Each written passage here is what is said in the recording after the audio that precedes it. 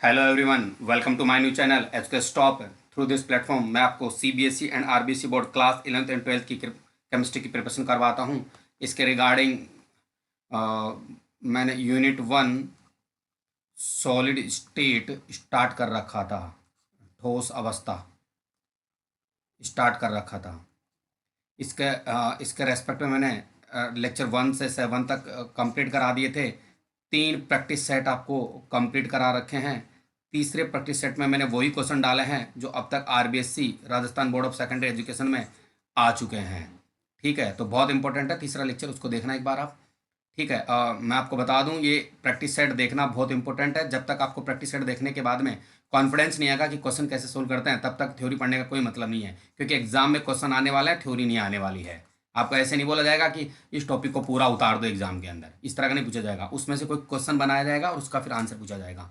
तो क्वेश्चन कैसे बनता है और आंसर कैसे लिखते हैं, इसको देखने के लिए आपको प्रैक्टिस सेट सोल्व करना मस्ट है। ठीक है, चलिए अपन ज़्यादा समय न खराब करते हुए से आज के सेशन को शुरू करते हैं। कॉर्नर में हेडिंग देखो क्या लिखा हुआ है, इम्परफेक्शन और डिफेक्ट्स इन सॉलिड्स। इसका मतलब होता है ठोसों में अपूर्णता, डिफेक्ट्स, दोष। तो चलिए आज जो हेडिंग लिखी है उसको लिख लेते हैं, ठोसों में अपूर्णता या फिर दोष क्या होते हैं उसको समझेंगे आप one by one. First of all अपूर्णता क्या चीज़ होती है इसको देखो एक बार। अपूर्णता क्या होती है, दोष क्या चीज़ होते हैं, इसको समझो। इसके लिए मैं एक क्रिस्टल का स्ट्रक्चर बना रहा हूँ। पहले अपन समझेंगे, मतलब अपन डेफिनेशन निकालेंगे, तो थोड़ा 2 मिनट के लिए पेशेंस रखें आप। मान लो कोई क्रिस्टल इस तरह से है, इस तरह से कोई क्रिस्टल है जिसमें अवयवीकरण इस तरह से अरेंज है। ये कांस्टेंट पार्टिकल अवयवीकरण इस तरह से अरेंज है। ऐसे मान के चलते हैं कि ऊष्मा गति का जो ऊष्मा गति की का थर्ड नियम क्या कहता है उसको समझो। थर्ड नियम ये कहता है कि 0 केल्विन पर या फिर 273 डिग्री सेंटीग्रेड टेम्परेचर पर कोई भी क्रिस्टल में अवयवकणों की व्यवस्था होती है। ध्यान रखना, अवयवकणों की जो व्यवस्था होती है वो आदर्श होती है। अवयवी कणों की आदर्श, देखो, अवयवी कणों की आदर्श व्यवस्था होती है कब? 0 केल्विन या 273 डिग्री सेल्सियस टेम्परेचर पर। यह बात कौन कहता है? ऊष्मा गतिकी का थर्ड नियम कहता है कि 0 केल्विन पर या फिर 273 डिग्री सेंटीग्रेड टेम्परेचर पर अवयवी कणों की आदर्श व्यवस्था होती है। या फिर अपन ये कह सकते हैं कि क्रिस्टल की नियमित ज्यामिति होती है। मेरी बात ध्यान से सुनना और इन दोनों बातों को अपन इंक्लूड करके डेफिनेशन लिखने वाले हैं, परिभाषा लिखने वाले हैं अपूर्णता या दोष की। पहली चीज ध्यान दो, ऊष्मागति का तीसरा नियम क्या कहता है? 0 केल्विन या 273 डिग्री सेल्सियस टेम्परेचर पर अवयवी कणों की आदर्श व्यवस्था होती है या फिर किसी क्रिस्टल की नियमित ज्यामिति होती है। ऐसा होता है 0 केल्विन या 273 डिग्री सेल्सियस पर। मान लो यहां से टेम्परेचर को बढ़ा दिया जाता है, तो इस आदर्श व्यवस्था में विचलन आ जाएगा। कैसे? जैसे मान लो यहाँ का ये एटम गायब हो गया, ये ग्रीन कर रहा हूँ, गायब हो गया, है ही नहीं यहाँ पर। यहाँ से मान लो ये गायब हो गया, है ही नहीं यहाँ पर, गायब हो गया। क्यों? क्योंकि टेम्परेचर मिलने से इनको गतिज ऊर्जा मिलेगी, इन अवयव कणों को गतिज ऊर्जा मिलेगी, और गतिज ऊर्जा मिलने मिलने मिलने पर ये क्रिस्टल को छोड़ करके दूसरी जगह जा सकते हैं, और दूसरी जगह जाने से यहाँ पर खाली जगह बच गई, और खाली जगह से इनकी व्यवस्था में क्या आ गया? विचलन आ गया। ठीक है, इनकी व्यवस्था में क्या आ गया? विचलन आ गया। और इस विचलन को अपन क्या बोलते हैं? दोष या अपूर्णता कहते हैं। यानी इसके डेफिनेशन हुई, किसी आदर्श क्रिस्टलीय ठोस में अवयवी कणों की नियमित व्यवस्था में उत्पन्न विचलन को या होने वाले विचलन को ठोसों में अपूर्णता या दोष कहा जाता है। आदर्श व्यवस्था में विचलन आ जाता है। तो चलिए इसकी मैं डेफिनेशन लिखता हूँ। उम्मीद करता हूँ ये सब बातें आपको समझ में आई होगी। वीडियो को बैक करके 2 बार देखना, आपको चीज़ें समझ आ जाएगी। चलिए स्टार्ट करते हैं।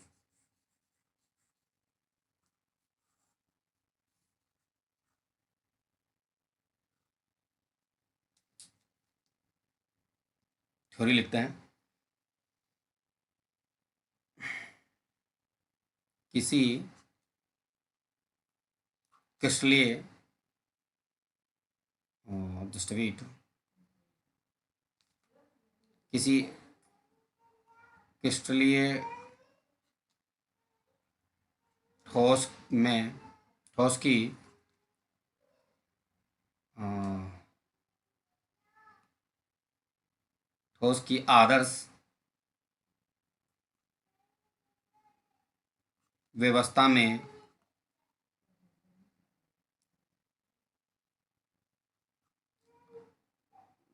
किसी क्रिस्टलीय ठोस में अभिकर्ण की आदत, थोड़ा लाइन को चेंज कर लेता हूँ यार, मेरे को लग रहा है कि ये थोड़ा चेंज करना चाहिए। किसी क्रिस्टलीय ठोस में अवयवी कणों की आदर्श व्यवस्था में उत्पन्न आदर्श व्यवस्था में उत्पन्न विचलन या त्रुटि को, कोई त्रुटि आ जाए या विचलन आ जाए, उत्पन्न विचलन या त्रुटि को ठोसों में अपूर्णता या दोष कहा जाता है। ठोसों में अपूर्णता या दोष कहा जाता है। जरा मेरी बात को समझो। किसी क्रिस्टलीय ठोस में अवयवी कणों की आदर्श व्यवस्था में आने उत्पन्न होने वाले विचलन या त्रुटि को अपन क्या कहते हैं? अपूर्णता या दोष कहा जाता है। राइट, चलिए एक छोटी सी बात और करना चाहूँगा मैं आपसे। इधर अपन समझ लेते हैं पहले इन चीज़ों को, ध्यान देना एक बात। यह अपूर्णता या दोष उत्पन्न कैसे होता है? यह अपूर्णता या दोष उत्पन्न कैसे होता है, इसको समझो। देखिए, ठोसों का अपन क्रिस्टलीकरण करें। जैसे मान लो कोई क्रिस्टलीय ठोस है और ऐसे समझ लेते हैं कि ये पिघला हुआ है, अभी मोल्टन स्टेट में है, पिघला हुआ है। अब इसको क्रिस्टलीकरण कर रहे हैं, इसका क्रिस्टलीकरण। और इसका क्रिस्टलीकरण तीन टाइप से हो सकता है। देखो, और तीव्र गति से, मध्यम गति से और मंद गति से। अगर मान लो तीव्र मध्यम दर से होता है तो अवयवी कणों का जो ये व्यवस्था है ना, ये व्यवस्था ये सही नहीं हो पाती। इसमें बीच बीच में अवयवी कण मिस हो जाते हैं। देखो, अवयवी कण मिस कैसे हो जाते हैं? जैसे मान लो मैं पूरी बात समझाऊंगा, जो मैं बोल रहा हूँ उसको सुनते जाओ, फिर फाइनल में मैं कंप्लीट बात बता दूंगा कि मैं क्या कहना वाला हूँ। मैं जो भी समझाना चाहता हूँ वो समझा के रहूँगा किसी भी कीमत पे आपको। बस आप फोकस रखें जो मैं बता रहा हूँ उस पर। मान लो ये अभिकरण जल्दबाजी के अंदर तीव्र गति से हो रहा था या मध्यम गति से हो रहा था, जल्दबाजी में हो रहा था, तो यहाँ अभिकरण आना ही रुक गया, जगह छूट गई बीच में, खाली ऐसे हो गया। देखो, जैसे कॉन्टिन्यूटी में अभिकरण चल रहे थे ऐसे, इस तरह से, अब यहाँ जगह खाली छूट गई, इस तरह से आ गया। अभिकरण यहाँ चल रहे थे, ऐसे चल रहे थे, ये ऐसे बीच में ऐसे चल रहे थे। अब ऐसे चलते अभिकरणों की व्यवस्था सही चल रही थी, टच, यहाँ जगह खाली छूट गई, इस तरह से आ गया। ये लो, अब यहाँ खाली जगह छूट गई है।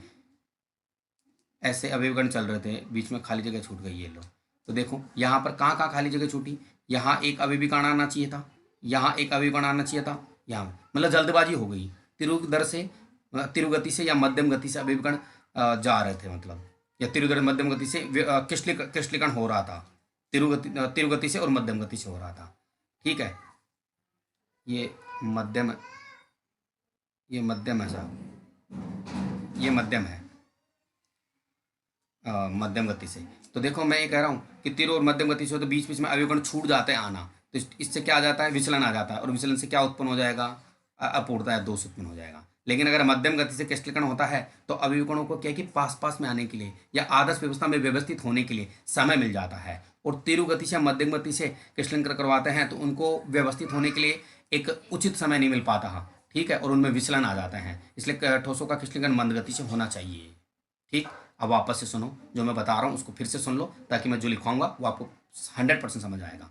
देखो मैं ये कह रहा हूँ कि ठोसों में अपूर्णता या दोष कैसे उत्पन्न होता है। देखो इसके लिए अपन ने एक छोटी चीज़ मान ली कि मान लो कोई ठोस पिघला हुआ है और उसका अपन क्रिस्टलीकरण करवा रहे हैं, क्रिस्टलीकरण कर उसको ठंडा कर रहे हैं। ठंडा करेंगे तो ये अवयवी कण पहले दूर दूर होंगे, पिघला हुआ रहेगा तो फिर वो पास दूर दूर होंगे, तो फिर वो पिघलेगा, ठंडा करेंगे तो पास पास आएंगे और अवयवी कण ऐसे व्यवस्थित होंगे। मान लो इनका क्रिस्टलीकरण तीव्र गति से या मध्यम गति से हो रहा है, तो तीव्र गति से मध्यम गति से होता है तो अवयवी कणों को पास पास आकर के आदर्श व्यवस्था में व्यवस्थित होने के लिए पूरा समय नहीं मिल पाता और बीच बीच में ऐसे खाली जगह छूट जाती हैं।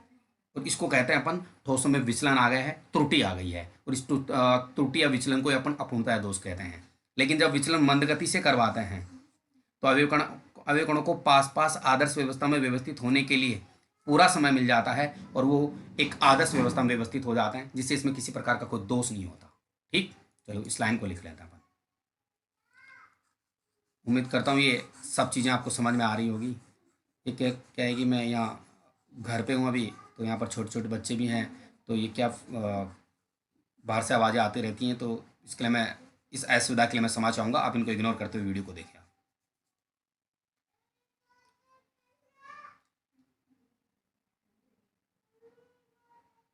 चलिए नेक्स्ट लाइन, इसके लिए लिखते हैं। तो इसके लिए लाइन को अपन इस तरह से अरेंज करेंगे, जब जब ठोसों का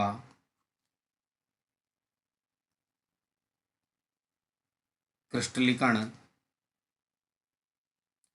तीव्र या मध्यम तीव्र या मध्यम गति से या मध्यम दर से गति से करवाते हैं तो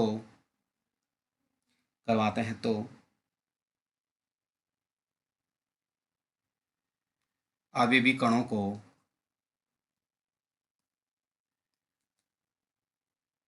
व्यवस्थित होने के लिए अवयवी कणों को व्यवस्थित होने के लिए पर्याप्त समय नहीं मिल पाता है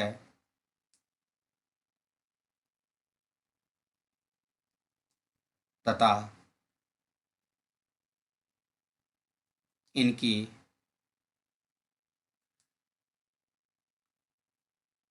आदर्श व्यवस्था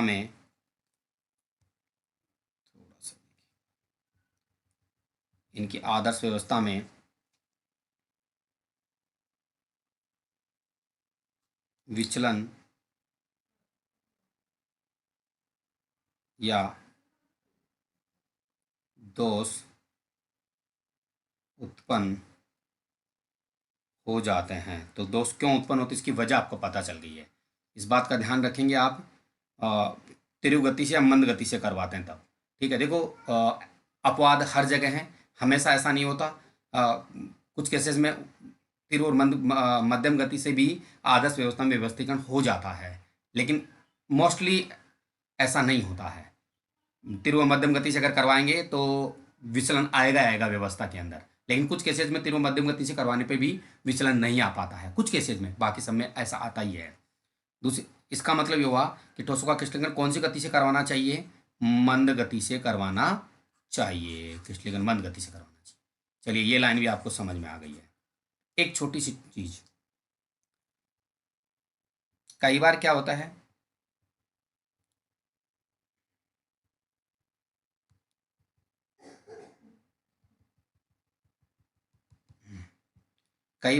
है, कि जो ये विचलन वगैरह है, एक सेकेंड, चलिए आगे बात करते हैं। ये सब जितने भी विचलन वगैरह है सब टेम्परेचर पे डिपेंड करता है। किस पे डिपेंड करता है, टेम्परेचर पे डिपेंड करता है। टेम्परेचर बढ़ाएंगे तो अवयवी कणों को गति मिल जाती है, वो भी अपनी जगह छोड़ के चले जाते हैं, तभी भी विचलन हो जाता है। कुल मिला के जितने भी विचलन वो किस पे डिपेंड करते हैं, तापमान पे डिपेंड करता है। इसलिए जितने भी विचलन होते हैं उनको ऊष्मागतिक विचलन बोला जाता है, ऊष्मागतिक दोष बोला जाता है। तो इसके लिए मैं एक लाइन लिख लेता हूँ फिर। सभी दोष अभी आगे बताएंगे ऐसा क्यों बोला है, और अच्छे से एक्सप्लेन करेंगे। सभी दोष वेट सभी दोष ऊष्मागतिक दोष होते हैं। Next line. ठोसों में इन दोषों को इन दोषों को मुख्यतया दो भागों में बांटा जाता है। दो भागों में बांटा जाता है इन दोषों को। कौन कौन से भाग हैं उनको समझें एक बार आप। दो भागों में बांटा जाता है। फर्स्ट लिख लेते हैं अपन स्मॉल ए, कैपिटल ए लगा लेते हैं।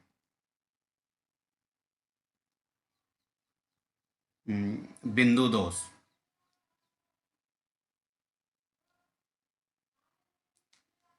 बिंदु दोष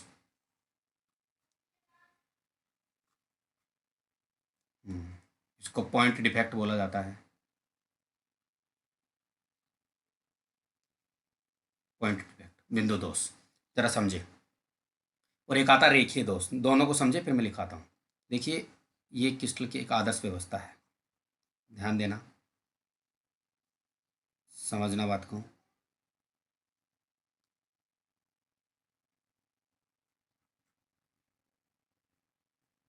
ये कोई क्रिस्टल है, इसकी ये एक आदर्श व्यवस्था है जिसके अंदर ये अभिविकर्ण इस तरह से प्रेजेंट है। मान लो किसी बिंदु या परमाणु के, जैसे मान लो ये बिंदु है या परमाणु है, परमाणु को अपने बिंदु मान लेते हैं। इस बिंदु या परमाणु के चारों ओर जो भी दोष आएंगे ना उसको बिंदु दोष बोलेंगे। और अगर पूरी लाइन के अंदर ही दोष आ जाए, इस पूरी पूरी लाइन के अंदर ही, इस पूरी लाइन में दोष आ जाए तो उसको रेखीय दोष बोलेंगे। तो चलिए इसके लिए दो लाइन लिखते हैं अपन। जब जब ठोसों की आदर्श व्यवस्था में एक बिंदु या परमाणु के चारों ओर विचलन आ जाए तो इसे बिंदु दोष कहते हैं। इसे क्या कहते हैं? इसको बिंदु दोष कहते हैं। अगर ऐसा हो तो बिंदु दोष कहते हैं। तो इसे इसको तो इसे बिंदु दोष कहते हैं, राइट। चलिए रेखीय दोष के लिए लिख लेते हैं एक लाइन।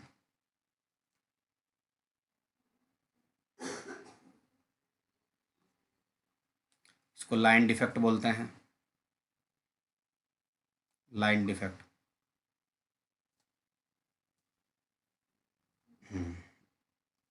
जब ठोसों की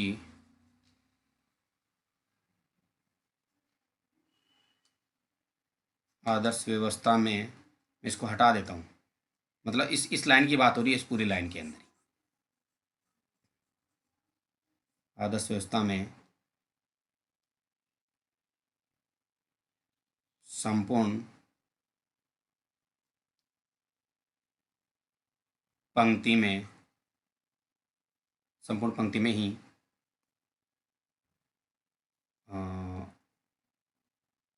संपूर्ण पंक्ति में ही विचलन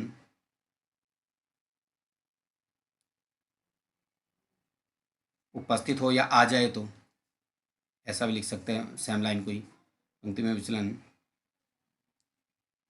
आ जाए तो इसे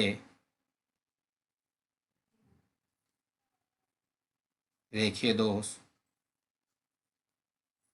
कहते हैं। ठीक है, इसे रेखीय दोष कहते हैं। चलिए, इतनी बातें हो गई हैं, आपको दोष वगैरह के बारे में पता चल गया है। ज़्यादा चीज़ें टिपिकल नहीं है, जहाँ से क्वेश्चन आने वाला मैं खुद ही बता दूंगा आपको। बस एक बार आपको हल्का हल्का इन चीज़ों को समझें और आगे बस इनको प्रोसीड करें इन चीज़ों को। चलिए,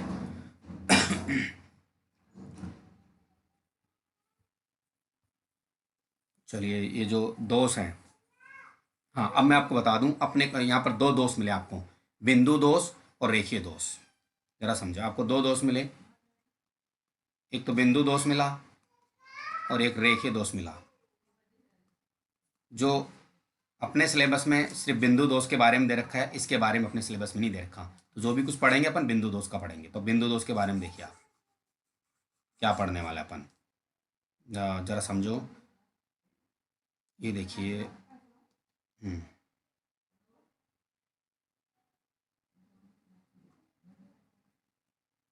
बिंदु दोष, बिंदु दोषों को 3 भागों में बांटा जाता है। 3 भागों में। पहला है स्टाइक्योमेट्री दोष,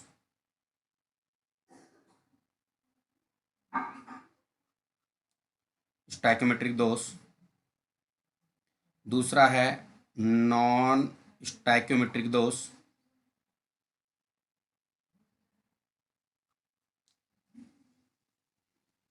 और तीसरा है अशुद्धता दोष।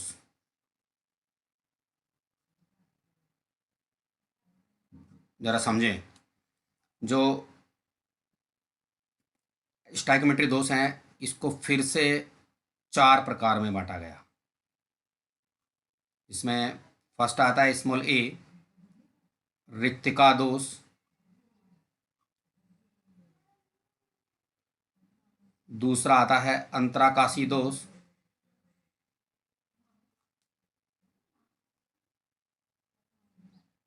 तीसरा आता है शॉटकी दोष। और चौथा आता है फ्रैंकेल दोष। फ्रैंकेल दोष, ये 4 दोष हैं स्टाइक्योमेट्रिक दोष के अंदर। और ये नॉन स्टाइक्योमेट्रिक दोष 2 प्रकार के होते हैं। और धातु आधिक्य दोष और धातु न्यूनता दोष। धातु आधिक्य दोष और धातु न्यूनता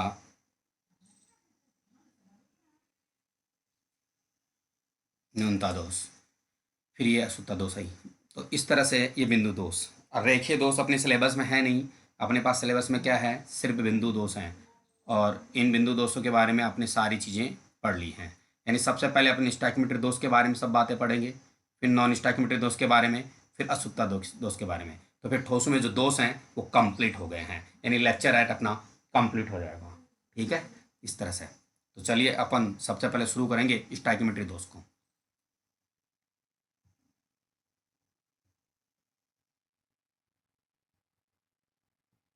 वापस से अपन हेडिंग डाल लेते हैं स्टाइक्योमेट्रिक दोष की।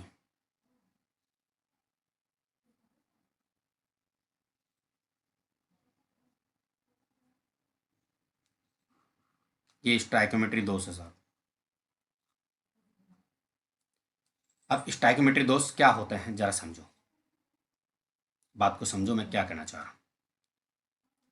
देखिए, ऐसे क्रिस्टल जिनमें धनायन और ऋणायन का अनुपात,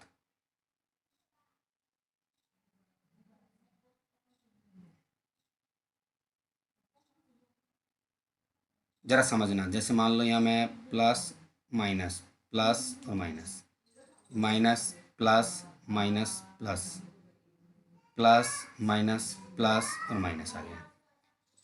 ये धनायन है और इसमें ऋणायन भी होंगे। मान लो इसके अंदर देखो, आप काउंट कर लो, 6 तो धनायन मिलेंगे और 6 ऋणायन मिलेंगे। ठीक है, अब जैसे मान लो मैं इसमें से एक धनायन और एक ऋणायन को गायब कर देता हूँ। मान लो ये धनायन गायब हो गया यहाँ से और यहाँ से ये ऋणायन गायब हो गया है। तो इसके बाद में जो दोष आ गया है भाई, दो जालक स्थल खाली हो गए हैं, दो अवयवगण चले गए हैं, तो दोष तो आ ही गया। मान लो खाली को मैं इस तरह से लिख रहा हूँ, यहाँ पर ग्रीन लगा देता हूँ, ये लो, ठीक है। और बाकी ये देखो इस तरह से माइनस प्लस माइनस, बाकी यहाँ पर माइनस प्लस माइनस प्लस, फिर इस तरह से प्लस माइनस प्लस, और यहाँ पर ये खाली हो गए हैं, यानी जगह खाली है, यहाँ पर कुछ भी नहीं है। इसका मतलब दोष तो उत्पन्न हो गया, दो जगह खाली हो गई है। पहले व्यवस्था में सारे अभिविकर्ण सब जगह थे, यहाँ पर दो जगह अभिविकर्ण नहीं है। तो यहाँ पर देखो धनायन और ऋणायन का अनुपात क्या क्या हो गया है, जरा समझो। मैं आपको स्टोइकोमेट्रिक दोष की डेफिनेशन निकाल के लेके आने वाला हूँ। धनायन और ये ऋणायन, अब देखो यहाँ पर धनायन तो 5 हो गए हैं और ऋणायन भी 5 हो गए हैं, तो धनायन और ऋणायन का अनुपात अभी भी सेम है, इधर भी धनायन और अनुपात सेम है। यहाँ पर ये इस क्रिस्टल में किसी प्रकार का कोई दोष नहीं है, लेकिन इसमें दोष है। क्या दोष है? दो जालक स्थल खाली हो गए, वहाँ पर अभिविकर्ण नहीं है। लेकिन धनायन और ऋणायन का अनुपात यहाँ पर भी 1:1, फाइनल में निकालेंगे तो 1:1 आएगा, इसको भी क्रॉस करके निकालेंगे तो 1:1 आएगा, यानी यहाँ पर भी धनायन ऋणायन का अनुपात वही है जो यहाँ पर है। तो टोटल बात ऐसी है कि ऐसे यौगिक जिनमें धनायन व ऋणायन का अनुपात समान होता है उनको स्टाइकोमेट्रिक यौगिक बोलते हैं। मेरी बात ध्यान से सुनना, मैं क्या कहना चाह रहा हूँ। स्टाइकोमेट्रिक यौगिक बोलते हैं, ठीक, जरा समझो। ऐसे यौगिक जिनमें धनायन व ऋणायन का अनुपात क्या होता है, समान होता है, उनको स्टाइकोमेट्रिक यौगिक बोलते हैं। और जिनमें नहीं होता है उनको नॉन स्टाइकोमेट्रिक यौगिक बोलते हैं। थोड़ी देर बाद समझाऊंगा मैं आपको नॉन स्टाइकोमेट्रिक क्या होता है, पहले इसको समझो। अब देखो इनमें यहाँ पर धनायन ऋणायन 6 थे या 5 थे, हालांकि अनुपात समान है मैं मानता हूँ, लेकिन अवयवगुणों की संख्या तो कम ज़्यादा होगी ना, जिससे एक दोष उत्पन्न हुआ, और स्टाइकोमेट्रिक यौगिकों में उत्पन्न हुआ है, इसलिए इसको स्टाइकोमेट्रिक दोष कहते हैं। राइट, समझ आएगी बात। अब देखो फिर से सुनो मैं क्या कह रहा हूँ। ऐसे यौगिक जिनमें धनायन का और ऋणायन का अनुपात समान होता है उनको बोला जाता है स्टाइकोमेट्रिक यौगिक। और स्टाइकोमेट्रिक यौगिकों में अगर धनायन और ऋणायन की संख्या, अनुपात नहीं संख्या, अगर कम ज़्यादा हो जाती है तो उनमें दोष उत्पन्न हो जाता है, उसको स्टाइकोमेट्रिक दोष बोलते हैं। चलिए इसके लिए मैं कुछ लाइन्स लिखता हूँ, फिर आगे पढ़ेंगे अपन।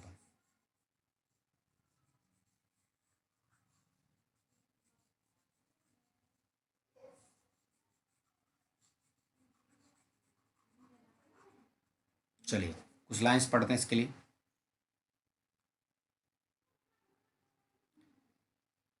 ऐसे दोष,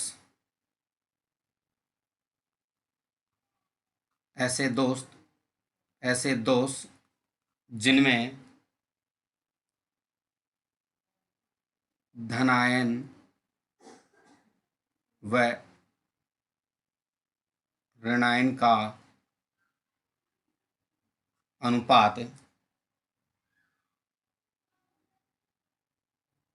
धनायन व ऋणायन का अनुपात यौगिक के अणुसूत्र के अनुसार समान रहता है, समान रहता है।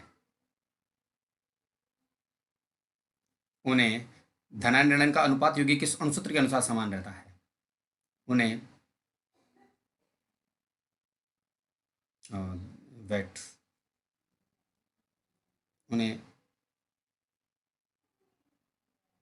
स्टाइक्योमेट्रिक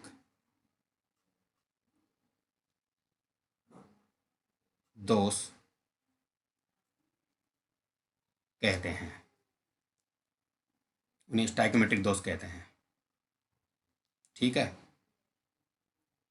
चलिए उनको स्टाइक्योमेट्रिक दोष कहते हैं, आगे बढ़ते हैं। हाँ, इन इस प्रकार के दोषों को, इन दोषों को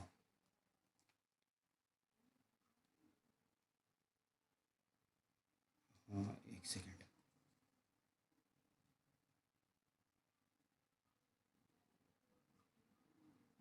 इन दोषों को आंतरिक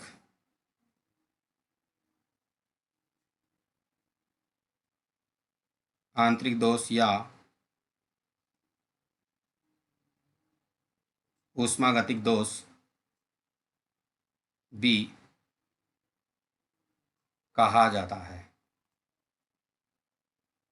आंतरिक दोष या ऊष्मागतिक दोष भी कहा जाता है। एक सेकेंड, चलिए आगे बात करते हैं।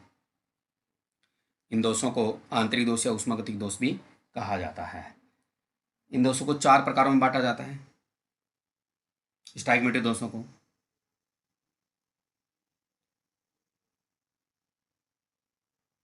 इन दोषों को 4 प्रकारों में बांटा जाता है। चलिए आगे बात करते हैं। 4 प्रकारों में बांटा जाता है, जिसमें से पहला प्रकार पढ़ रहे हैं अपन।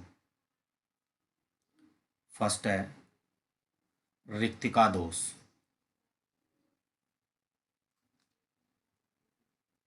ठीक है, वैकेंसी डिफेक्ट बोलते हैं इसको। चलिए इसके लिए मैं एक डायग्राम बना रहा हूँ, उसी डायग्राम से आपको बहुत बातें समझ में आने वाली हैं। वैकेंसी डिफेक्ट के लिए, रिक्तिका दोष के लिए डायग्राम बना रहा हूँ। ये देखिए इस तरह का। इस डायग्राम से आपको बहुत बातें समझ में आने वाली हैं।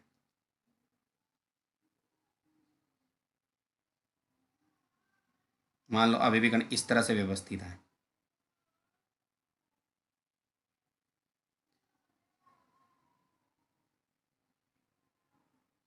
इस तरह से अभिविकर्ण व्यवस्थित है। बातों को समझना, चीज़ें ज़्यादा टिपिकल नहीं है, टिपिकल चीज़ें तो जा चुकी हैं, बस थोड़ा सा ध्यान देंगे आपका काम हो जाएगा। ठीक है, अब इसमें क्या है, मैं ये कह रहा हूँ कि ये वाला जालक स्थल खाली हो गया है और एक ये वाला जालक स्थल मान लो खाली हो गया है, तो दोनों को मैं हटा करके ग्रीन कलर में बना देता हूँ। यहाँ पर बॉक्स बना देता हूँ ग्रीन कलर के। यहाँ का अभिविकर्ण भी खाली हो गया है और यहाँ का अभिविकर्ण भी खाली हो गया है। मतलब इसको आप एक तरह से रिक्तिका बोलेंगे, रिक्तिका। ठीक है ना, इस तरह से रिक्तिका स्थल बोलोगे इसको आप। खाली जगह रिक्तिका स्थल है। ठीक है, तो आप देखिए अगर किसी क्रिस्टल जालक में, क्रिस्टलेट ठोस में कुछ जालक स्थल रिक्त हो जाते हैं। देखो जालक स्थल पे अभिविकर्ण होता है और अभिविकर्ण खाली हो गए तो जालक स्थल खाली हो गया एक तरह से। जालक स्थल खाली हो जाते हैं तो उसे अपन रिक्तिका दोष कहते हैं। तो कुछ लाइन लिख रहा हूँ मैं, ध्यान से सुनना। जब किसी क्रिस्टलीय ठोस में, ये सब क्रिस्टलीय ठोस की बात हो रही है, अक्रिस्टलीय की बात नहीं हो रही है। जबकि क्रिस्टलीय ठोस में कुछ जालक स्थल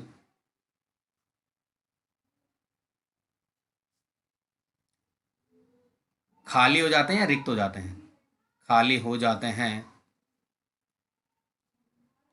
खाली हो जाते हैं, तो इसे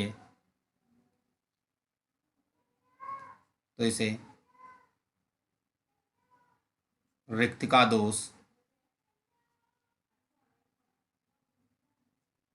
कहते हैं। तो इसे रिक्तिका दोष कहते हैं, राइट। चलिए आगे बात करते हैं। रिक्तिका दोष कहते हैं। इन जालक स्थलों को, जो खाली हो गए हैं, इन जालक स्थलों को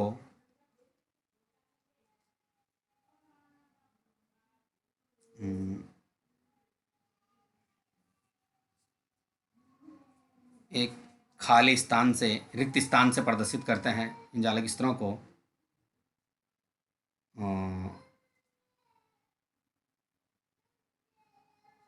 रिक्त स्थानों से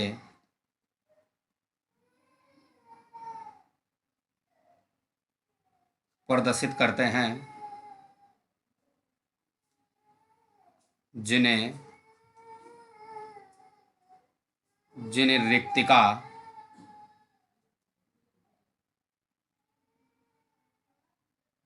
कहा जाता है। इन जालक स्थलों को रिक्त स्थानों से प्रदर्शित करते हैं जिन्हें रिक्तिका कहा जाता है। कोई इंपॉर्टेंट लाइन नहीं है, बस मैंने लिखा दिया ऐसे ही। फर्स्ट ये वाला लाइन ज़्यादा इंपॉर्टेंट है, ये नहीं भी लिखेंगे तो भी चल जाएगा। चलिए आप खुद ही बताइए मुझे, आप सोचिए थोड़ा, क्रिस्टल के घनत्व पे क्या फर्क पड़ेगा, मुझे खुद ही बताइए। आप थोड़ा माइंड लगाइए। मुझे एक बात बताओ, डेंसिटी होती है D is equal to M/V। आप मुझे एक बात बताओ, यहाँ पर दो अभिविकर्ण चले गए हैं, दो ग्रीन कलर में रिक्तकाएं दिख रही है इस डायग्राम के अंदर, देखो। ठीक है, यहाँ पर अपन ये लगा सकते हैं फिगर रिक्त का दोष, या यहाँ ऐसे लिख सकते हैं फिगर रिक्त का दोष। इस रिक्त का दोष वाले डायग्राम में देखो, अगर दो अभिविकर्ण दो जगह खाली स्तर, ऐसे बहुत सारी जगह हो सकता है, तो अगर अभिविकर्ण यहाँ से छोड़ के चले जाएंगे तो यहाँ से मास कम हो जाएगा, द्रव्यमान कम हो जाएगा। मेरी बात ध्यान से सुनो, इस डायग्राम के अंदर आपको दो रिक्तकाएं दिख रही हैं। ऐसी रिक्तकाएं ज़्यादा भी हो सकती हैं, 10 भी हो सकती हैं, 100 भी हो सकती हैं, और भी ज़्यादा हो सकती हैं। अगर जालक स्थल से अभिविकर्ण छोड़ छोड़ के चले जाएंगे तो क्रिस्टल जालक का द्रव्यमान क्या हो जाएगा, कम। और द्रव्यमान कम होते ही डेंसिटी क्या हो जाएगी, घनत्व क्या हो जाएगा, कम। तो इस दोष के कारण क्रिस्टल जालक का घनत्व क्या हो जाता है, घट जाता है। तो चलिए इस लाइन को किस तरह से लिखेंगे जरा समझे, अब बताएंगे इसमें। जरा समझो, इस दोष में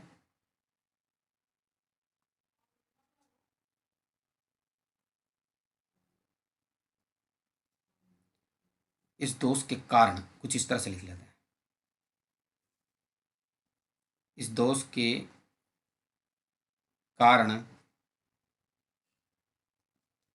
क्रिस्टल का घनत्व घट जाता है। ठीक है, घनत्व घट जाता है। अब एक लाइन और, ये इंपॉर्टेंट लाइन है, घनत्व के बारे में क्वेश्चन पूछ लिया जाता है, ध्यान रखना। 3 स्टार लगा दिया मैंने इस पे। ये दोष किस टाइप के युग्म में मिलता है, आयनिक युग्म या अनायनिक युग्म में? तो अपन ये कहेंगे यह दोष अनायनिक यौगिकों में मिलता है। राइट, इस तरह से। चलिए ये रिक्त का दोष था, वो कंप्लीट हुआ। इसमें मतलब कुछ जालक स्थल खाली हो जाएंगे। अब पढ़ेंगे अपन अंतराकाशी दोष, सेकंड वाला। सेकंड है आपका अंतराकाशी दोष।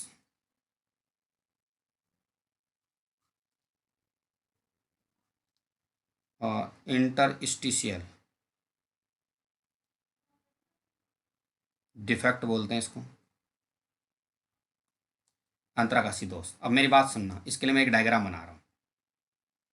डायग्राम से सारी चीज़ें आपको क्लियर होने वाली हैं।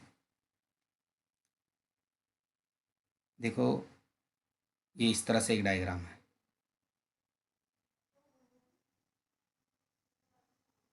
लाइन थोड़ी टेढ़ी हुई है, आप अच्छे से बना लेना। और इसमें ये इस तरह से अभिविकर्ण है।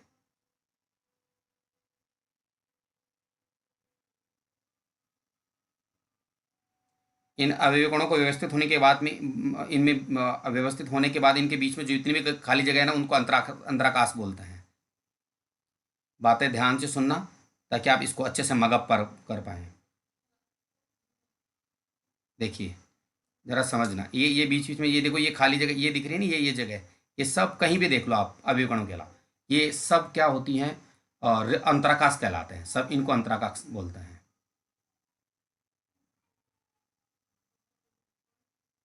इन सब को अंतराकाश बोलते हैं। आ गई बात समझ में? मैंने हटा दिया है जो बताया था उसको। अब देखिए अंतराकाश। अब मैं कह रहा हूँ कि अगर मान लो इन अंतराकाशी स्तरों में अतिरिक्त धनायन आ जाए, एक्स्ट्रा आयन आ जाए, अतिरिक्त धनायन, जैसे ये आ गया, ये आ गया, और मैं इधर लिख देता हूँ अतिरिक्त धनायन।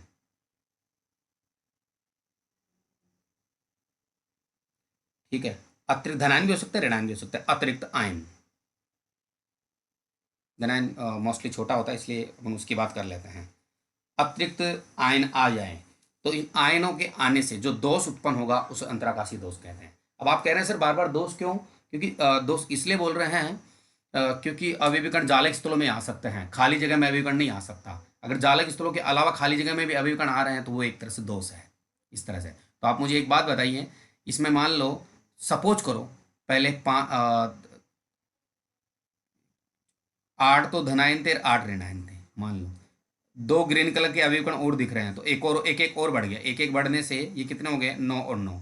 तो देखो 9 धनायन हो गए, 9 ऋणायन, तो अभी भी धनायन और ऋणायन का अनुपात तो क्या है, समान है। इसका मतलब स्टोइकियोमेट्री यौगिक है, लेकिन एक दोष उत्पन्न हो गया है, इसलिए इसको स्टोइकियोमेट्री दोष बोलेंगे, राइट। तो देखिए अंतराकाशी स्थलों में अतिरिक्त धनायन आने के कारण जो दोष उत्पन्न हो गया है, उस दोष को अपन अंतराकाशी दोष बोलेंगे। तो इसके लिए मैं एक लाइन लिख रहा हूं, ध्यान देना एक बार।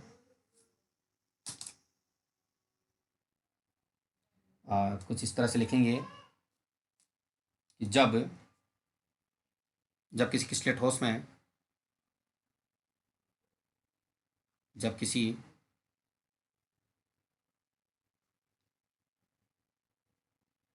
क्रिस्टलीय ठोस में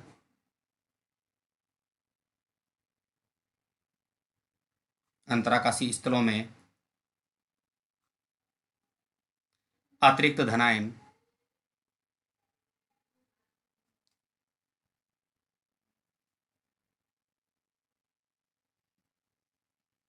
आ जाते हैं तो, सॉरी मैं अतिरिक्त आयन लिखना पसंद करूंगा, ज़्यादा अच्छा रहेगा। अतिरिक्त आ जाते हैं तो इसे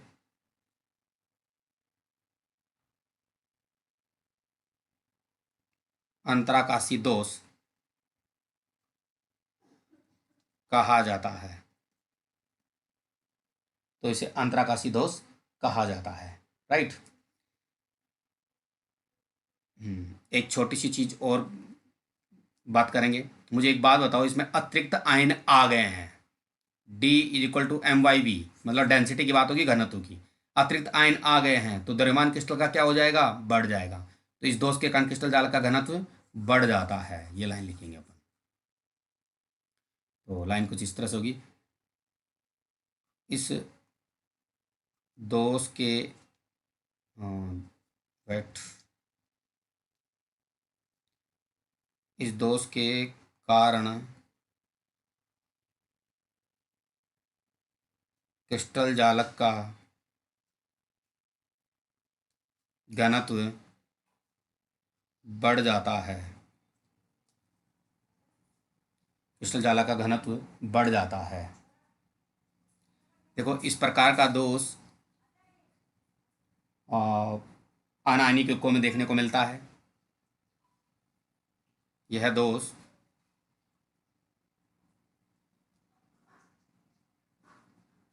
अनायनिक यौगिकों में मिलता है, ठीक है। घनत्व वाली लाइन पे 3 स्टार लगाते हैं अपन, इसको तो हटा देते हैं, इस वाले स्टार को, तो ये ज़्यादा इतना इम्पोर्टेंट नहीं है। घनत्व वाली लाइन पे लगाते हैं। ये देखो डेंसिटी वाला पूछ लिया जाता है, तो देखो इसमें अतिरिक्त आयन आ जाते हैं, इसलिए दोष बढ़ जाता है, और जो वृत्त का दोष था उसमें आयन चले जाते हैं, तो घनत्व घट जाता था उसका, और इसका बढ़ जाता है, राइट। इस बात का ध्यान रखेंगे, इसका घनत्व बढ़ जाता है यहाँ पर, ठीक। चलो ये दोष भी आपका कंप्लीट हो गया है। इसके बाद में शॉर्टकी और फ्रैंकल दोष, दो दोस्त और बचते हैं, दो दोस्त और बचते हैं। चलिए अपन इस सेशन में इतना ही रखते हैं, फिर नेक्स्ट सेशन में आपको इतना बताएंगे, और आगे का नेक्स्ट बताएंगे शॉर्टकी और फ्रैंकल के बारे में। चलिए, thanks for watching. If you like this video, share more and more and like it also.